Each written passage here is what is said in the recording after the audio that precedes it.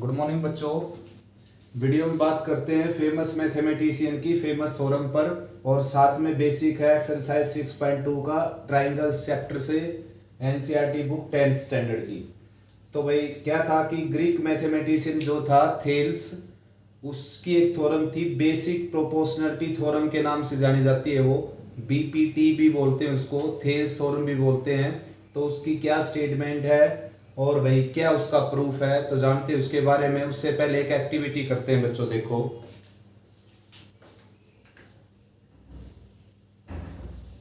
Activity ये है भाई, जैसे कि ये एक आपके पास एक ट्राइंगल है, इसको मैं प्रोड्यूस कर देता हूं आगे। तो ये है आपकी जैसे कि A1 A2 A3 A4 A5 A6 और इसको A7 ले लेते हैं, ठीक है ना। ठीक ऐसे यहाँ पर आपके पास है B1 B2 B3 B4 B5 B6 और ये आपकी B7 हो गई जैसे, ठीक है ना। अब देखते हैं बच्चों, देखो मैंने क्या किया, A/A2 किया, A सॉरी A और उसके डिवीजन में किया A2 A7 किया। तो A2 कितने पोर्शन हो गए, 1 2 और A2 से 7 तक कितने हो गए, 1 2 3 4 5 यानी कि 2/5। तो A2 और A7 का A7 का रेशो क्या आ गया, 2:5। ठीक ऐसे ही बच्चों मैं रेशो निकालता हूं AB2 और B7 का, B7 का। तो AB2 क्या है बच्चों, 1 2 और B7 क्या है, देखो 1 2 3 4 5, ये आ गया 5।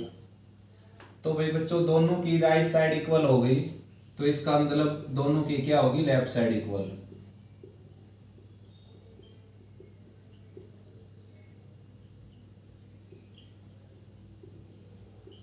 और ऐसा किसके कारण हुआ बच्चों, ऐसा हुआ A2 B2 के A7 B7 के पैरेलल होने के कारण।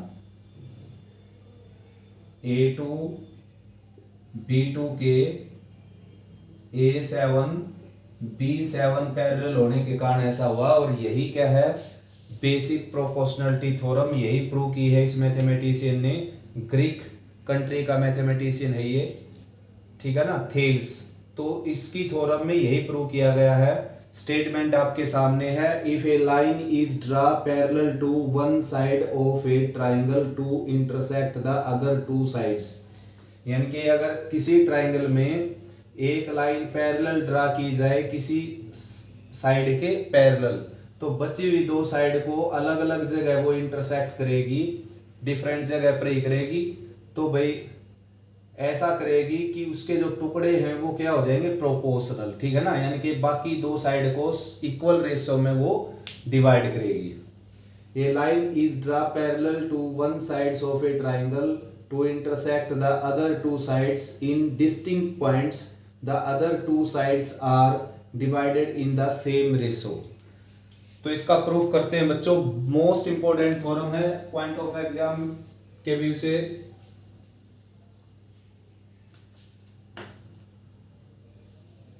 तो स्टार्ट करते हैं, देखो डायग्राम बनाते हैं पहले ट्राइंगल का।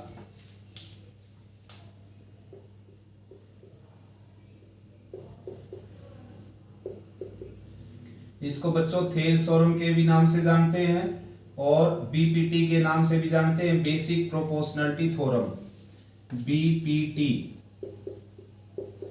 बेसिक प्रोपोर्शनलिटी थ्योरम या फिर थेल्स थ्योरम, ठीक है ना। तो इसमें ये ट्राइंगल है आपकी ABC, ट्राइंगल का नाम रख लेता हूं मैं।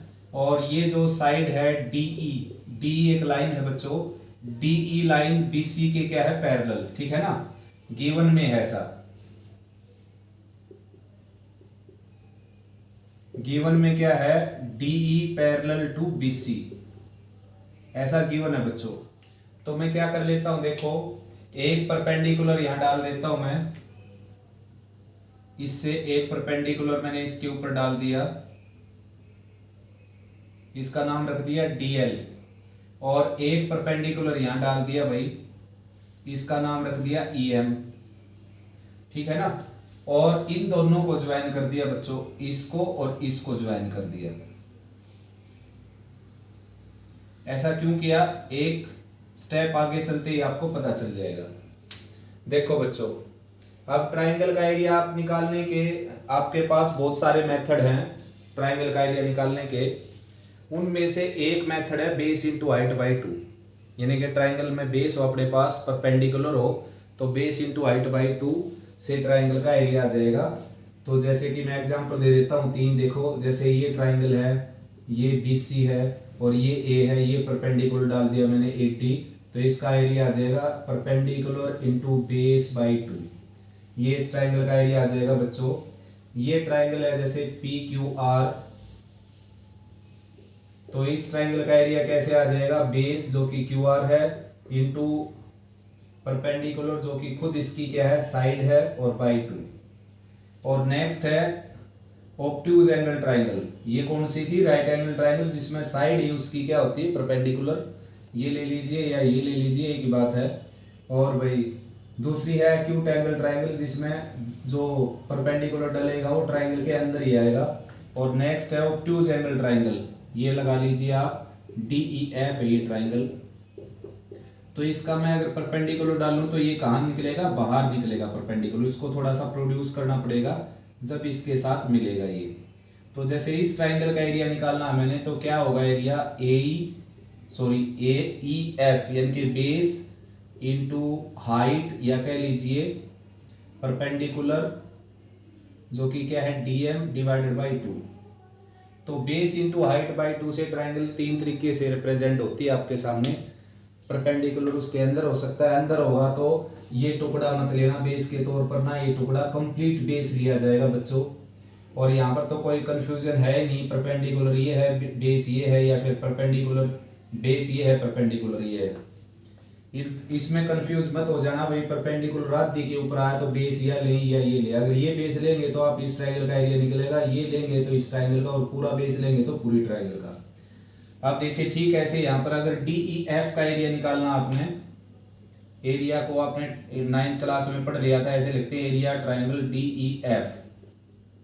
तो DEF का एरिया निकालना है तो बेस हो जाएगा EF और परपेंडिकुलर हो जाएगा DM, ना कि बेस MF होगा। MF बेस मत लिख देना बच्चों, अगर MF बेस लिखेंगे आप तो कंप्लीट ट्राइंगल का एरिया आ जाएगा, ठीक है ना।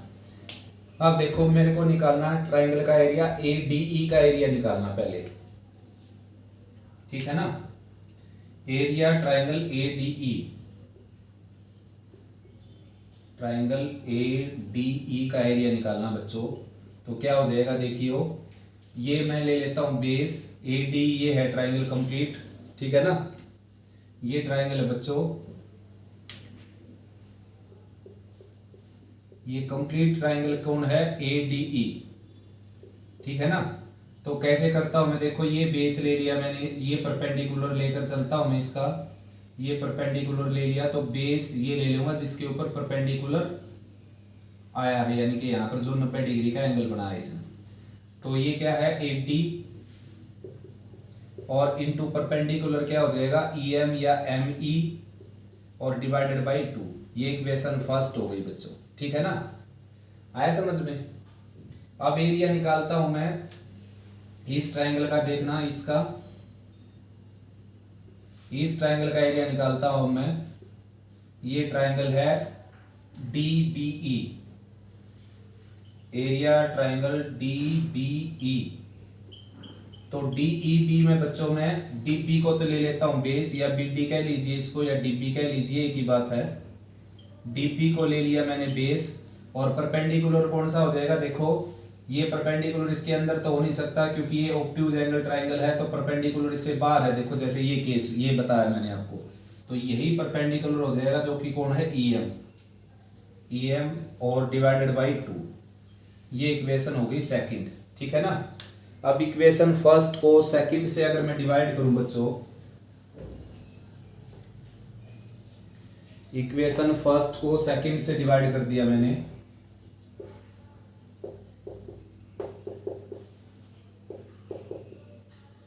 तो देखो लेफ्ट में आ जाएगा area triangle ADE divided by area triangle BDE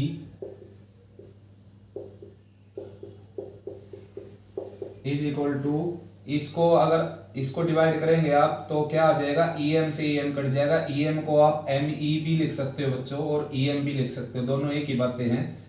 ME से ME कट जाएगा, 2 से 2 कट जाएगा, 80/DB आ जाएगा ये, ठीक है ना, 80/DB। और ये इक्वेशन हो गई थर्ड।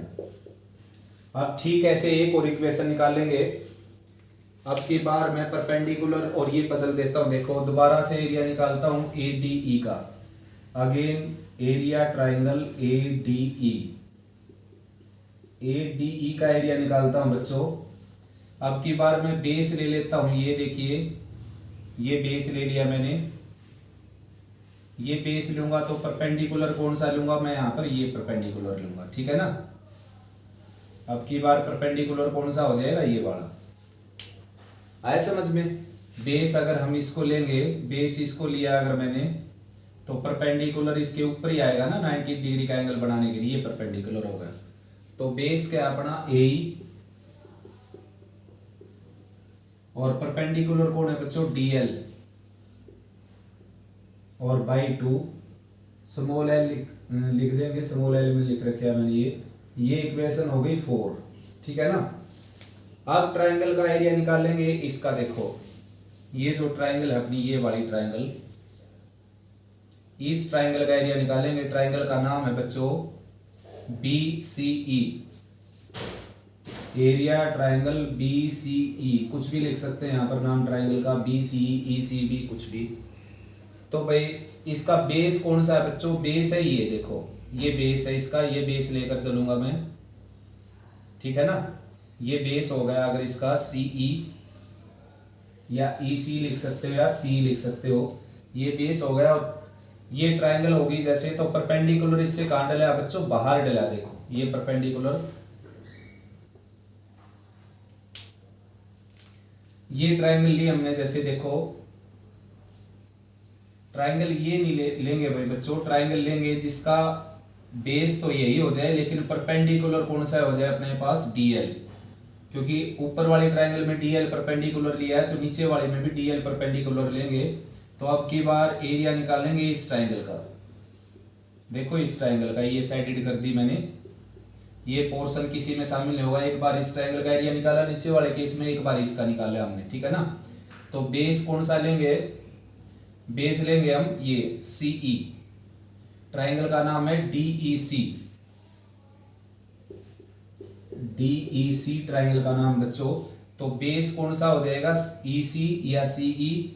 और ये ऑब्ट्यूज एंगल ट्राइंगल है, देखो ये ऑब्ट्यूज एंगल है, मान लो ये इस तरफ जाने लग रही है, ऑब्ट्यूज एंगल है ये, तो परपेंडिकुलर इससे बाहर डलेगा, देखो यहाँ पर, यानी कि कोई आपके पास ऐसे ऑब्ट्यूज एंगल ट्राइंगल है, यहाँ से आप परपेंडिकुलर डालते हो तो बाहर डलेगा वो परपेंडिकुलर, जैसे ये बाहर डला हुआ इसके पॉइंट से, तो परपेंडिकुलर क्या हो गया, DL और डिवाइडेड बाई 2।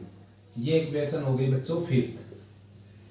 अब इक्वेशन 4 को हम 5th से अगर डिवाइड करें, equation 4 divided by equation 5th, तो बच्चों लेफ्ट में आ जाएगा आपका ये area ADE, area triangle ADE divided by area triangle DEC।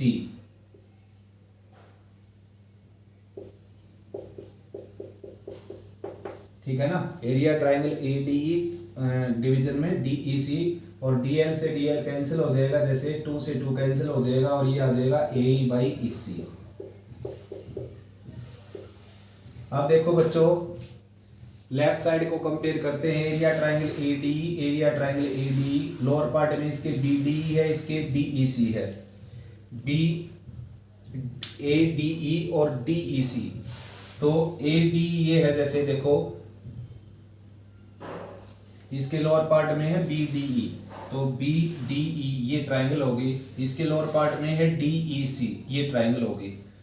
तो भाई दो पैरेलल लाइन के बीच में अगर कोई ट्रायंगल बनी हुई है सेम बेस के साथ, बेस हम ये ले लेते हैं इस ट्रायंगल का, देखो ये बेस ले लेते हैं,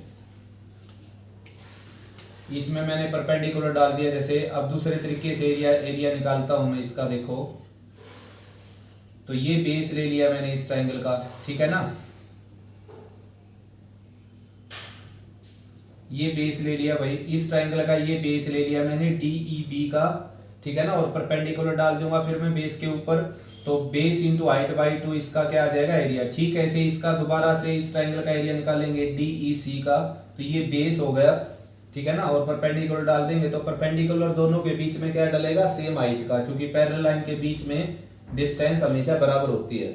तो इन दोनों ट्रायंगल का एरिया क्या है बच्चों, इक्वल। मैं ये कहना चाहता हूं आपको कि two triangles having the same base and between the same parallel lines are equal in area, यानी कि दो ट्रायंगल अगर सेम बेस पर बनी हैं और दो पैरेलल लाइन के बीच में बनी हैं तो उन दोनों का एरिया क्या होता है बच्चों, इक्वल, ठीक है ना। ये आपने 9th क्लास में पढ़ चुके हैं आप इसको।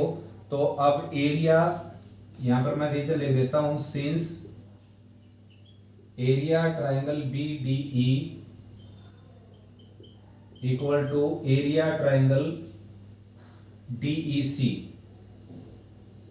ठीक है ना, दोनों का एरिया इक्वल है, same base and between two parallel line,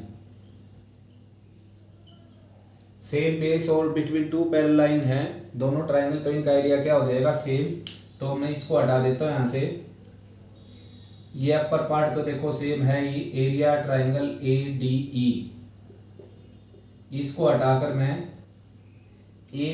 DEC को हटाकर बच्चों लिख देता हूं मैं एरिया ट्रायंगल BDE, और राइट साइड है बच्चों AE डिवाइडेड बाई EC, ठीक है ना। अब देखो ये इक्वेशन हो गई 6 और हमने कॉन्सेंट्रेट करना है इन दोनों के ऊपर। देखिए ये जो इक्वेशन है और ये जो इक्वेशन है, दोनों की लेफ्ट साइड बिल्कुल क्या है बच्चों, सेम। ADE का एरिया, BDE का एरिया, ADE का एरिया, BDE का एरिया, तो दोनों की राइट साइड भी क्या हो जाएगी, equal. From equation 3rd and 6th, AD by DB किसके इक्वल आ जाएगा बच्चों, AD बाई DB आ जाएगा A बाई EC के इक्वल, ठीक है ना। तो देखो भाई बच्चों ये जो लाइन थी DE, ये इसके पैरेलल थी, तो बची हुई दो साइड थी AB और AC, तो AB के टुकड़े किए इसने AD बाई DB, जैसा कि रिजल्ट में इसके की AE बाई EC, दोनों क्या हो गए, इक्वल, यानी कि बची हुई दो साइड को ये लाइन प्रोपोर्शनली डिवाइड करती है, यानी कि इक्वल रेशियो में डिवाइड करती है। तो यही है BPT, यानी कि बेसिक प्रोपोर्शनलिटी थ्योरम।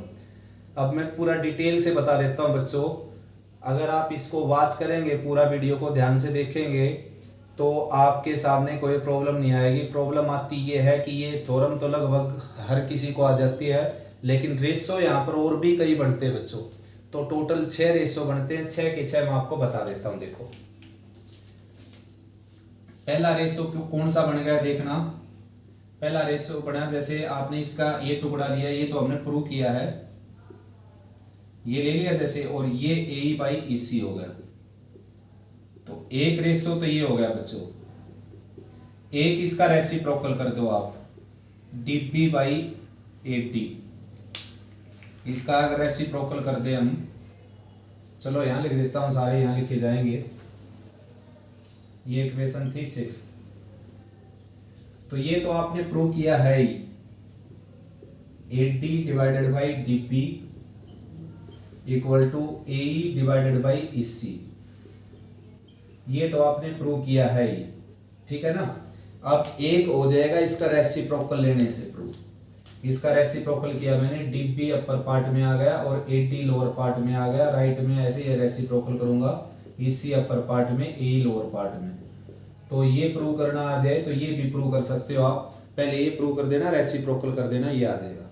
नेक्स्ट है बच्चों, इस रिजल्ट के अंदर क्या है, आपने दोनों तरफ 1 ऐड कर देना है। दोनों तरफ 1 ऐड करेंगे, ये आ जाएगा 8d डिवाइडेड बाई db। ऐसा कर सकते हम, एक इक्वेशन में दोनों तरफ सेम क्वांटिटी ऐड सब्ट्रैक्ट की जा सकती है। ऐड कर दिया 1, तो ऐड करने के बाद ये क्या बन जाएगा देखना। ऐड करने के बाद एलसीएम लेंगे तो ये आ जाएगा 8d plus dp divided by dp, और राइट में हो जाएगा ae प्लस ec और डिवाइडेड बाई ec। तो डायग्राम आपको बताएगा 8d प्लस dp क्या होगा। देखो 8d प्लस dp क्या हो गया, ap। तो इसकी जगह आप लिख सकते हैं ap। यहां पर आ जाएगा बच्चों ap, और लोअर पार्ट क्या रहेगा, dp। राइट साइड में ae प्लस ec डायग्राम बताएगा आपको। ae प्लस ec से क्या आ जाएगा, ac, और लोअर पार्ट में क्या रहेगा, ac।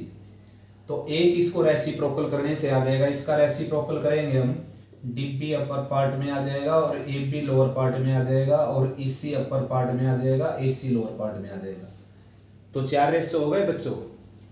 ठीक ऐसे इसमें 1 इधर ऐड करेंगे, 1 इधर ऐड करेंगे, तो अपर पार्ट में क्या आ जाएगा, db प्लस 8d। तो db प्लस 8d क्या आ गया, देखो db प्लस 8d आ गया ab। यहाँ पर 8b बाई 8d, यहाँ पर ac बाई ae, और एक रेसिप्रोकल करने से आ जाएगा। तो इस तरह के 6 रेशो हैं, ये कोई भी प्रूव करना आ सकता है और किसी को भी आप यूज कर सकते हैं। मैं एक बार दोबारा से बता देता हूं इनको। देखो बेटा 2 मिनट का टाइम और लगाइए प्लीज इसके ऊपर, मोस्ट इंपोर्टेंट है ये रेशो तो आपने निकाला है भाई।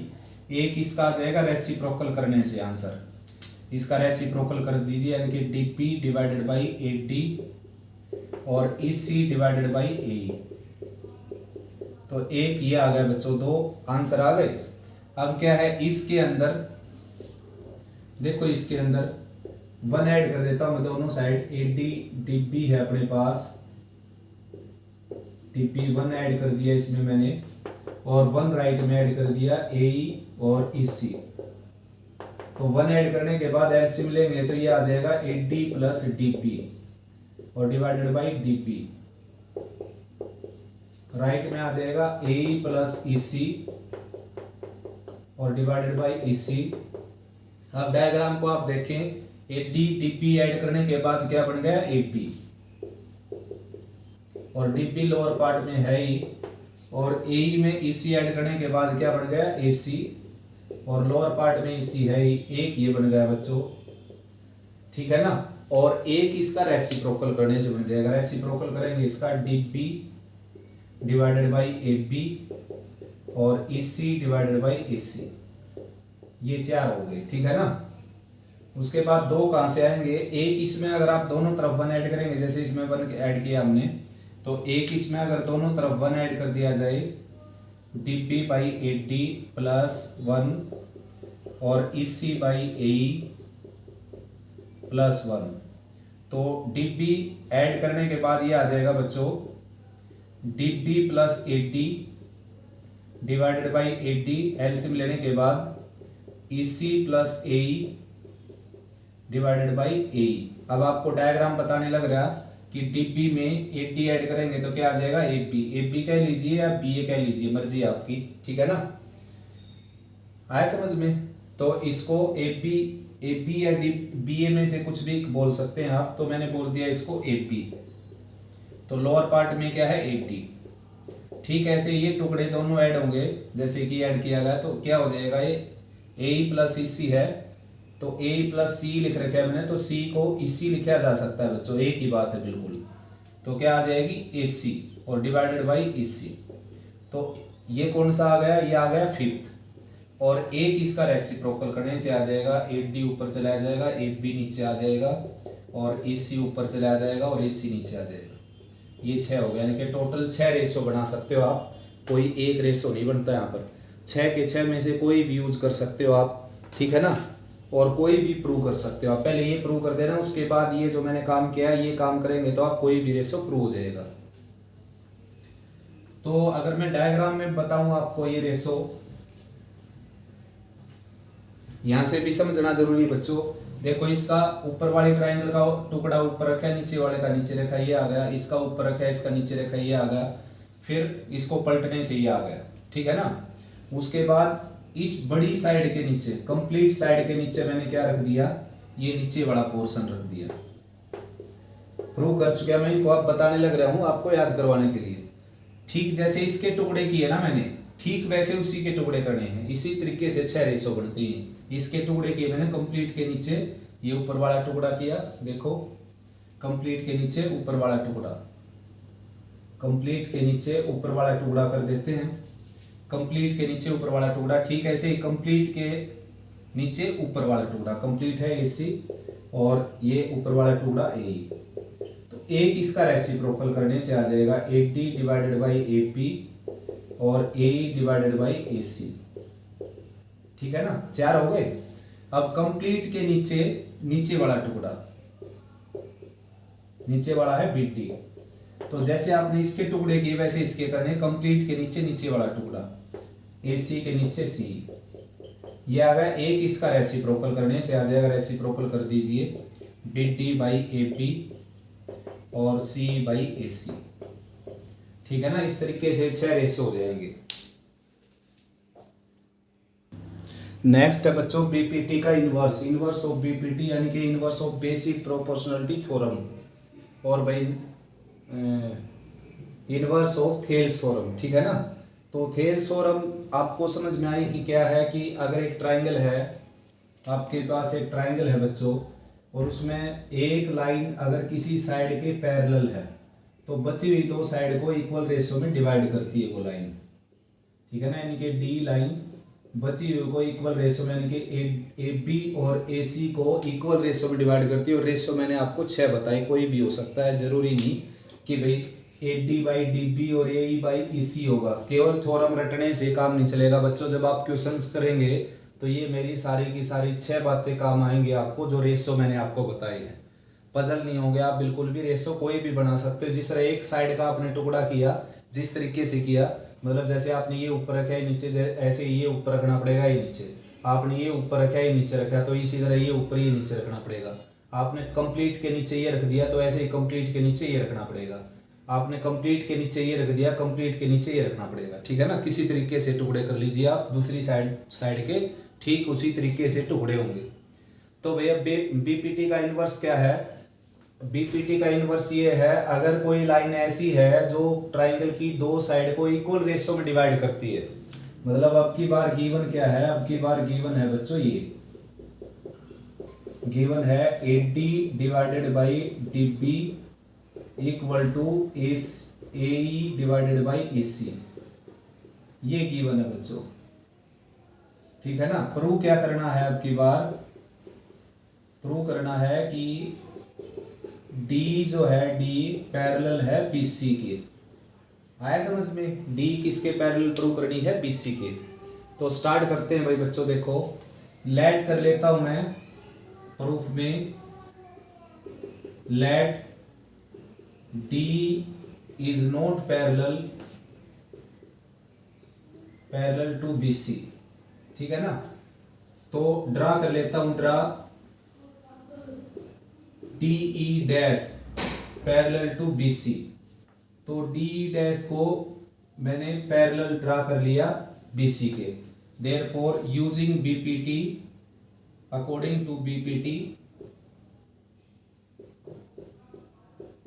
बेसिक प्रोपोर्शनलिटी थ्योरम, थेल्स की थ्योरम के अकॉर्डिंग क्या आ जाएगा, AD डिवाइडेड बाई DB, यानी कि अगर DE डैश इसके पैरेलल है BC के, तो AD बाई DB और AE डैश है बच्चों, ये AE dash divided by E dash C, AE dash divided by E dash C। ये इक्वेशन सेकंड हो गई और ये फर्स्ट उन्होंने दे रखी है। तो दोनों की लेफ्ट साइड इक्वल है बच्चों। यहाँ पर लिखो from first and second, first and second. तो लेफ्ट साइड इक्वल होगी तो राइट अपने आप क्या हो जाएगी बच्चों, इक्वल, ठीक है ना। लेफ्ट इक्वल तो राइट को इक्वल होना पड़ेगा, तभी इक्वल हुई लेफ्ट। तो इसकी राइट है, ये दोनों की लेफ्ट इक्वल थी तो राइट इक्वल करने लग रहा हूँ। देखिए ये है A E dash divided by E dash C. अब इसमें 1 ऐड कर देता हूं मैं, दोनों तरफ 1 ऐड कर देता हूं। देखो बच्चों 1 इसमें ऐड कर दिया और 1 इसमें ऐड कर दिया। तो 1 अगर इसमें ऐड करेंगे दोनों साइड बच्चों, तो ऐड करने के बाद रिजल्ट आएगा आपके सामने। एलसीएम लेने के बाद A plus E C divided by E C और A E dash plus E dash C divided by E dash C. तो ए प्लस ई सी आपको डायग्राम बताएगा क्या बनेगा। देखो ए में अगर ई सी ऐड करूं तो क्या बन जाता है A C, lower part as it is. ठीक ऐसे ही ए ई डैश में राइट साइड जो की है, ए ई डैश में ई डैश सी ऐड करूं, ए ई डैश सी हो गया, ए डैश सी हो गया, तो ये भी क्या आ जाएगा ए सी और divided by E dash C. तो भाई दोनों की अपर पार्ट सेम है, तो दोनों के लोअर पार्ट का सेम होना डेफिनेटली जरूरी है बच्चों। ठीक है ना, कोई भी दो फ्रैक्शन बिल्कुल इक्वल हैं तो अपर पार्ट अगर इक्वल हैं तो लोअर पार्ट भी क्या होंगे इक्वल, या तो फिर वो इक्वलेंट होगी। इक्वलेंट को इक्वल नहीं कह सकते हम। अपर पार्ट सेम हो गया तो लोअर पार्ट भी क्या हो जाएगा सेम। या ऐसे कह लीजिए कि एसी से कैंसिल कर दिया, क्रॉस मल्टीप्लाई कर दिया, तो लास्ट में क्या रिजल्ट मिला आपको। लास्ट में रिजल्ट मिला कि ईसी जो है वो ई डैश सी के इक्वल हो गया। देखो इसके बाद जो है वो ये लाइन आएगी। तो भाई ऐसा तो कब हो सकता है जब E and E dash are coincide. Therefore E and E dash are coincide, यानी कि एक ही पॉइंट है बच्चों ये। ठीक है ना, एक ही पॉइंट है, तो इसका मतलब क्या हो गया डी ई डैश और डी ई बी क्या होगी सेम होगी। डी ई डैश और डी ई बी बिल्कुल सेम साइड होगी। अगर ई और ई डैश सेम है तो इसका मतलब डी जो है ना बी सी के पैरेलल हो गई। जो हम नोट पैरेलल लेकर चले तो डी किसके पैरेलल हो गई बी सी के, यानी कि नोट पैरेलल होकर चलने से काम ही नहीं चलेगा बिल्कुल। यानी कि अगर कोई साइड ऐसी है जो दो साइड को इक्वल रेशो में डिवाइड करती है तो डेफिनेटली वो तीसरी साइड के क्या होगी पैरेलल। ठीक है ना। अब इसके बाद एक एक्टिविटी करेंगे बच्चों और फिर करेंगे मिड पॉइंट थ्योरम जो इसकी कर्लरी है। ठीक है ना, तो यहाँ तक अच्छे से रिवाइज करो। मोस्ट इंपोर्टेंट थ्योरम है भाई, ये प्रूफ आ सकता है एग्जाम में इसका, और बहुत सारे क्वेश्चन इस पर डिपेंड है। ठीक है ना। ओके बच्चों, कोई प्रॉब्लम आए तो डिस्कस करो मेरे से।